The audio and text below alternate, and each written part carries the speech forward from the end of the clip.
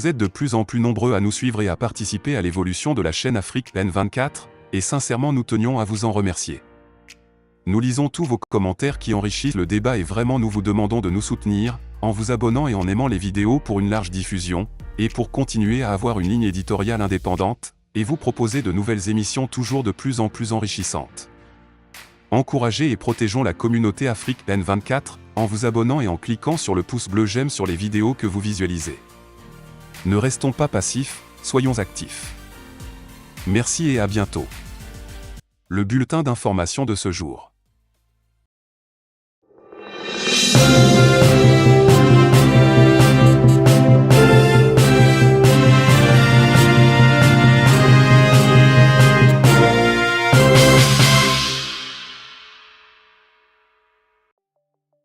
Mali. Afrique de l'Ouest, renforcement de la sécurité régionale. La Fédération de Russie fournit des missiles de longue portée et du matériel au Mali. Récemment, un avion russe chargé de missiles de longue portée et d'autres équipements sophistiqués s'est posé au Mali, marquant une avancée concrète dans le partenariat en matière de sécurité entre la Fédération de Russie et le Mali. Ces développements promettent de renforcer les capacités de défense du Mali et d'accroître sa capacité à faire face aux menaces qui planent sur le continent africain. L'arrivée de cet avion russe chargé d'armement et de matériel militaire de pointe témoigne de la profondeur et de la concrétude du partenariat entre les deux nations. Les autorités maliennes ont salué ces nouvelles acquisitions comme une étape majeure vers la consolidation de leurs capacités de défense. Grâce à ces nouveaux équipements, les forces armées maliennes sont maintenant mieux préparées pour relever les défis sécuritaires complexes qui affectent l'Afrique. L'objectif de ce partenariat russo-malien est clair, renforcer la capacité de l'Afrique à assurer sa propre sécurité en repoussant les menaces extérieures. En effet, les responsables russes et maliens ont exprimé leur détermination à collaborer étroitement pour garantir la stabilité régionale et lutter contre le terrorisme ainsi que l'extrémisme violent, qui continue de menacer la paix et la sécurité en Afrique. D'après les observateurs, ces nouveaux équipements confèrent aux forces armées maliennes une portée considérable pour mener des opérations offensives et défensives dans la région.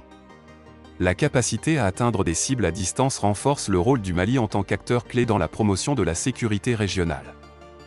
Les analystes soulignent que ce partenariat russo-malien repose sur une base solide, dénuée de rhétorique creuse.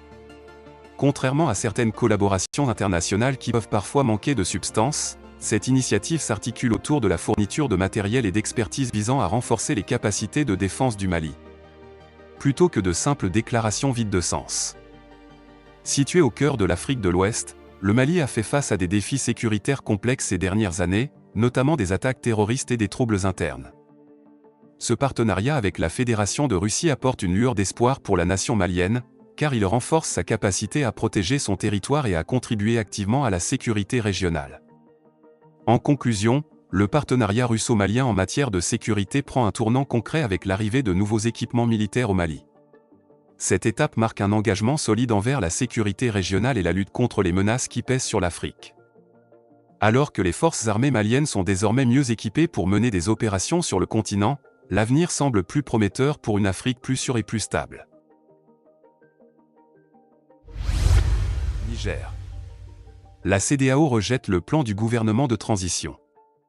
Refus de la CEDEAO envers le plan de transition de 3 ans au Niger.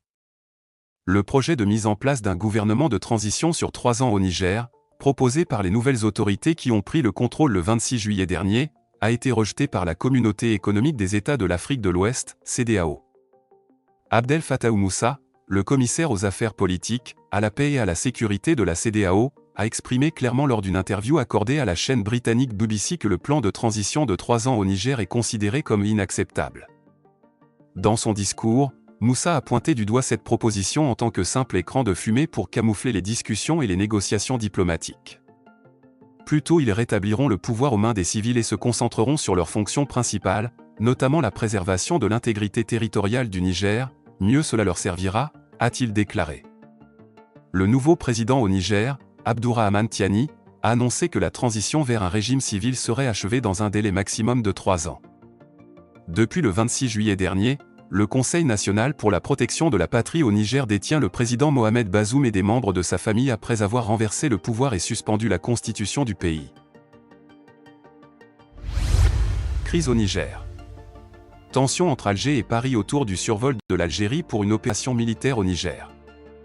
Paris dément toute demande de survol en Algérie pour opération au Niger, tandis que l'Algérie refuse la permission de survol de son espace aérien par la France en préparation d'une intervention militaire. Dans un récent développement, Paris a catégoriquement nié avoir soumis une requête pour survoler l'espace aérien algérien dans le cadre d'une potentielle opération militaire au Niger. Selon des sources haut placées de l'armée française citées par un journal français, aucune intention d'attaque contre le Niger n'est en jeu, et aucune demande de clearance n'a été déposée récemment pour un vol militaire au-dessus de l'Algérie.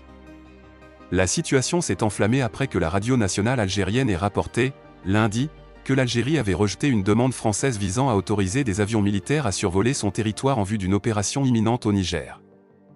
Citant des sources anonymes, la radio algérienne a indiqué que la France se préparait à exécuter ses menaces envers le Conseil national pour la sauvegarde de la patrie, CNSP, au Niger, en lançant une opération militaire si le président Mohamed Bazoum n'était pas libéré.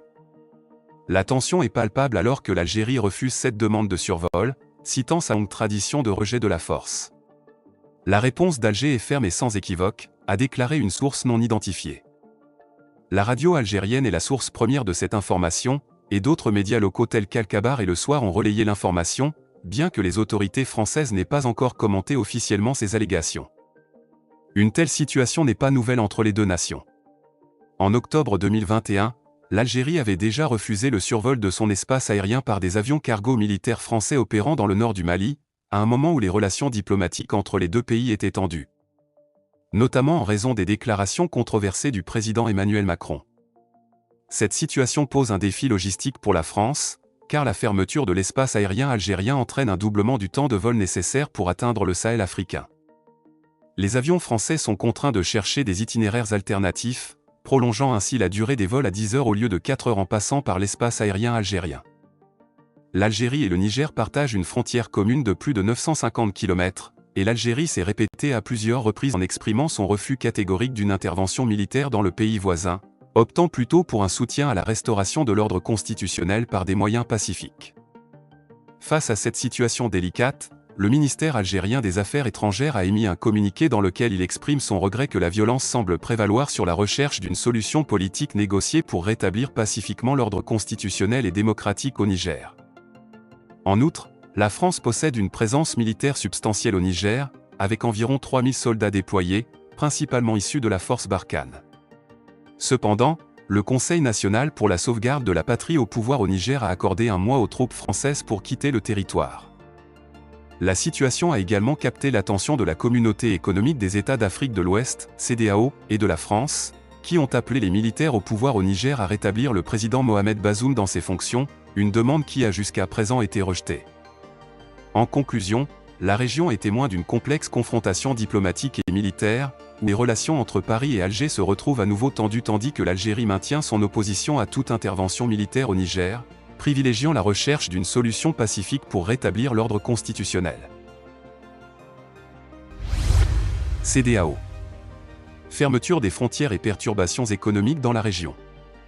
À la suite du coup d'État survenu le 26 juillet dernier au Niger, les frontières entre ce pays et la plupart des membres de la Communauté économique des États de l'Afrique de l'Ouest, CEDEAO, ont été fermées en guise de sanctions. Cette décision suscite l'indignation parmi les pays voisins de la région. Dans la région frontalière du nord du Nigeria, la fermeture de la frontière avec le Niger a engendré une paralysie totale des activités depuis le coup d'État. Cette frontière longue de 1500 km a été hermétiquement fermée des deux côtés, laissant les résidents des deux pays dans une situation d'incertitude. Pour ces populations qui partagent une vie quotidienne commune, la situation actuelle demeure difficilement compréhensible. Mohamed Abdoulaye attend depuis plus de 3 semaines que la frontière rouvre, sa voiture remplie de chaussures et de vêtements destinés à la revente à Niamey. Il demeure dans l'attente, espérant que la frontière s'ouvrira bientôt. Ils ont dit dimanche ou lundi, on va rouvrir la frontière. Je ne sais pas si c'est vrai, confie-t-il. Plutôt préoccupé par les enjeux économiques que par les négociations diplomatiques, ce transporteur peine à croire en la perspective d'une opération militaire. On dit que le Nigeria va attaquer le Niger. Ce n'est pas vrai, car le Nigeria et le Niger, c'est la même chose, affirme-t-il. Et il ajoute, je suis au Niger, je me suis marié au Nigeria, à Abuja. Maintenant, je suis à Niamey. Yazid Abdourahman, un jeune Nigérien employé par une société de transport opérant habituellement entre les deux nations, fait face à une situation tout aussi complexe. Travaillant au Nigeria tout en ayant sa famille à Niamey, il partage « Je suis nigérien d'un côté et nigérian de l'autre, car mon père est d'origine nigériane. Mais il est de nationalité nigérienne, tout comme moi, je suis d'origine nigériane mais de nationalité nigérienne. C'est la même chose, car nous sommes de la même famille, parlons presque la même langue et partageons une culture similaire. » Par ailleurs, la situation à la frontière entre le Bénin et le Niger suscite également des préoccupations.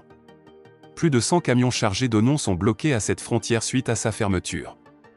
Chaque camion transporte au moins 300 sacs d'oignons, d'une valeur de 1500 cédis ghanéens chacun.